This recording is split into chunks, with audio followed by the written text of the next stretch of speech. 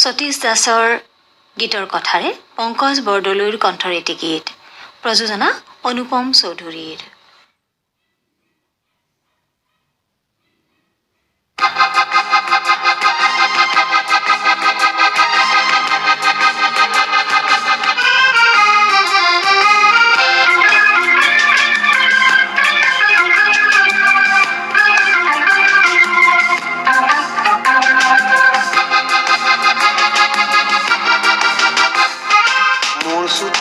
উমলি আছিল এজাক জোনাক ৰৈ, মোৰ চোতালত উমলি আছিল এজাক জোনাক ৰৈ, নাজানো কেনেকৈ সিহঁতে লুকাল এমুঠি মৰম হৈ।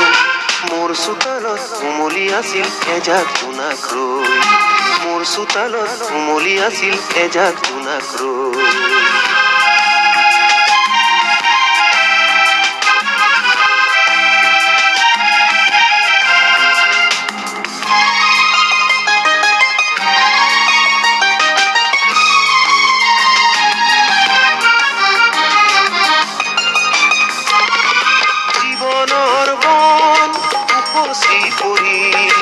আশাৰ খেৱালি পাহিৰে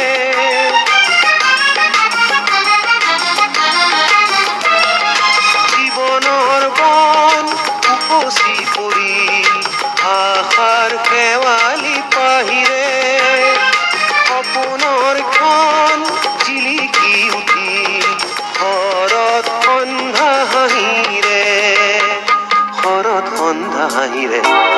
যে নজনাকৈ মোৰ চোতালত উমলি আছিল এজাক জোনাক ৰৈ, মোৰ চোতালত উমলি আছিল এজাক জোনাক ৰৈ।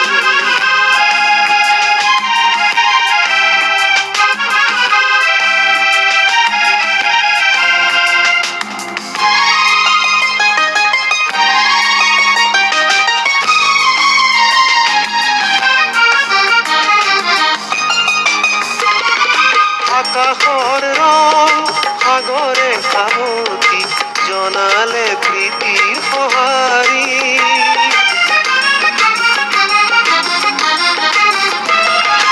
আকাশৰ ৰং সাগৰে সাৱতি জনালে প্ৰীতিৰ সঁহাৰি, তোমাৰ মৰমে গোপনে গোপনে ললেহি জীৱন আৱৰি, ললেহি জীৱন আৱৰি।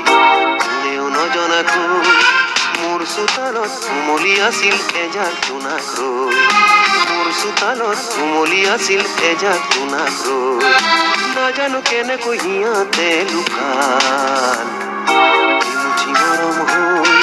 মোৰ চোতালত উমলি আছিল এজাক জোনাক ৰৈ, মোৰ চোতালত উমলি আছিল এজাক জোনাক ৰৈ।